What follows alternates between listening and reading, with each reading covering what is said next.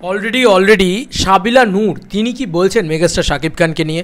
Already Jamuna টিভিতে একটা মানে ইন্টারভিউ দেখলাম সাবিলা নূরের, যেখান থেকে খুব মিষ্টি লাগলো মেয়েটাকে। আরে ভাই কালকে সবাই বলছে সাবিলা নূর লিচু, কী সব কথাবার্তা, মানে সত্যি যে আলাদাই লাগেছে কালকে লিচুরও বাগানে সাবিলা নূরকে। মানে সিরিয়াসলি আমি এখনও দেখে যাচ্ছি, এত মিষ্টি লাগছে। অ্যাকচুয়ালি সাবিলা নূর এর আগে নাটকের অভিনেত্রী হিসেবে কাজ করেছেন অনেকগুলো, সেখান থেকে ওনার সিনেমায় আত্মপ্রকাশ। তিনি বলছেন যে Shakib Khan the biggest megastar of Bangladesh, তার সাথে কাজ করতে গিয়ে তার প্রচণ্ড একটা নার্ভাসনেস কাজ করেছে কোথাও গিয়ে, সেটা কিন্তু তার হয়েছে। এবং যমুনা টিভিতে গিয়ে আমি স্পেশালি দেখছিলাম, সেখানে 5 মিনিটের মতন ক্লিপ ছাড়া হয়েছে, হয়তো ইন্টারভিউটা আরও বড় ছিল। তো যাই হোক, আমি যতটুকু দেখতে পেয়েছি সেগুলো তোমাদেরকে আগে প্রথমত বলি। সেটা হচ্ছে সাবিলা নূর বলছেন যে শাকিব খানের সাথে কাজ করতে গিয়ে তিনি প্রচণ্ড নার্ভাস ছিলেন প্রথমে, কীভাবে কী হয় সিনেমার প্রসেসটা তো আলাদা একটু নাটকের থেকে, তো সেইখানে উনি ভয় পাচ্ছিলেন। কিন্তু রায়ান রফি ওনাকে করে দিয়েছে পুরো, মানে সিনগুলোকে বলে দেওয়ার পরে, বুঝিয়ে দেওয়ার পরে। এবং যখন উনি শাকিব খানের সাথে যান, উনি কিন্তু শাকিব খান কিন্তু কখনো বুঝতে দেননি যে উনি মেগাস্টার শাকিব খান। তো এটাই হচ্ছে শাকিব খানের গুণ। এটাই উনি বলছেন যে শাকিব খানের থেকে উনি কী কী শিখলেন, মানে সাবিলা নূর কী কী শিখলো শাকিব খানের থেকে। বলছে যে গ্রাউন্ডেড থাকা শিখেছে শাকিব খানের থেকে, যে উনি বাংলাদেশের একমাত্র বিগেস্ট মেগাস্টার এবং এই নাম্বার 1 শাকিব খান, এই কথাটা বলা হয়। সেখানে দাঁড়িয়ে উনি কতটা গ্রাউন্ডেড ছিলেন। এবং 9-10 দিন শাকিব খানের সাথে ওনার শুটিং হয়েছে সাবিলা নূরের, সেইটুকু টাইমের ভিতরে শাকিব খান নিজে কী করে ভেঙে আরও উপরের দিকে এগোতে পারে, সেইটা কিন্তু শাকিব খানের অলওয়েজ চেষ্টা ছিল। এবং সবসময় সিন যখন ক্যামেরা চেঞ্জ হচ্ছে সেই সময় নতুন ইনপুট দিত, যাতে সিনটাকে আরও কী করে আরও ভালো লাগে দেখতে।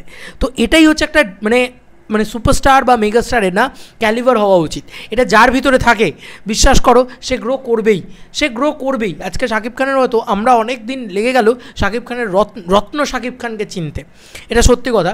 কিন্তু শাকিব খান আজকে, তুমি বলো না যে শাকিব খান আজকে যে জায়গাটা তৈরি করলো, প্রিয়তমা থেকে ভেঙে আজকে রাজকুমার থেকে ভেঙে আজকে তুফান থেকে ভেঙে বরবাদ থেকে ভেঙে আজকে এটা। এবং মাঝখানে দুলু মিয়াও ছিল, দুলু মিয়া চরিত্রটা কিন্তু শাকিব খান দুর্দান্ত অভিনয় করেছিল। সিনেমাটা ভালো ছিল না তাই মানুষ দেখেনি, কিন্তু মানে শাকিব খান কিন্তু দুর্দান্ত অভিনয় করেছিল। অভিনেতা শাকিব খানের কিন্তু প্রশংসা চারিদিকে একদম রমরমিয়ে হয়েছে। তো এটাই না, শাকিব খান নিজের জায়গাটা, নিজের পজিশনটা এত ভালো করে করতে পারেন, সেটা আমার মনে হয় খুব কী বলবো, মানে প্রশংসার দাবি রাখে। এবং সাবিলা নূর সেটা শিখেছেন শাকিব খানের থেকে, যাতে নিজে 100%-এর উপরে গিয়েও কিছু দিতে পারেন সাবিলা নূর পরবর্তীতে ইন ফিউচার। এবং উনি বলছেন যে একটা অরা রয়েছে শাকিব খানের, সেটে আসলে সেটা একটা বোঝা যায়, সেটাও উনি মেনটেন করতে চান, সেটাও উনি দেখতে চান, তিনি দেখতেন হা করে। আবার শাকিব খান কিন্তু যখন ওনাদের সাথে কাজ করছেন তখন ওনাদের সাথে মিশে গিয়ে কাজ করেছেন, কখনও বুঝতে দেননি যে উনি বাংলাদেশের অন্যতম বড় মেগাস্টার। এটাই একটা বড় বিষয়, তাই না? এবার আরও কিছু জিনিস আমি তোমাদেরকে বলি। সাবিলা নূর অলরেডি বলেছেন তাঁর অভিনীত 2টো গান রয়েছে।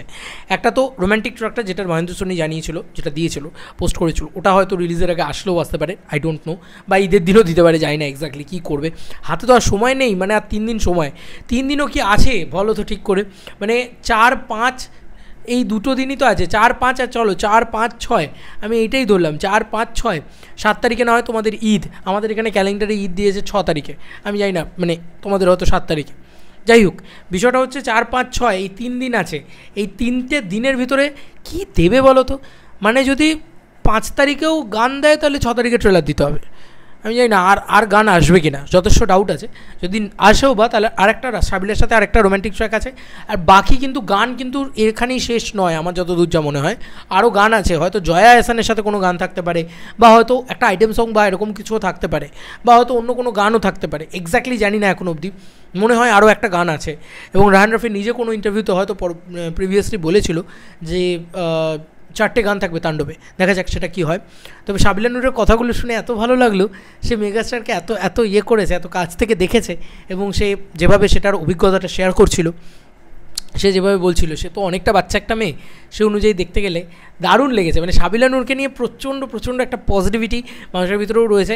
আমার নিজের ওকে এত মিষ্টি লেগেছে, এত ভালো লেগেছে। এবং প্রচুর মানুষ চাইছিল বাংলাদেশের অভিনেত্রীদের যেন শাকিব খানের ছবিতে দেখা যায় আস্তে আস্তে। এবার দেখো, সেখানে কিন্তু বাংলাদেশের অভিনেত্রীদের প্রেজেন্ট যদি ভালো করে করতে পারে তাহলে তাদেরকেও দুর্দান্ত দেখতে লাগে, এটা রায়হান রফি দেখিয়ে দিল কোথাও গিয়ে। তো তাণ্ডব উইল ব্লাস্ট। চলো বন্ধুরা, নতুন কোনো ভিডিওতে দেখা হবে, বাই।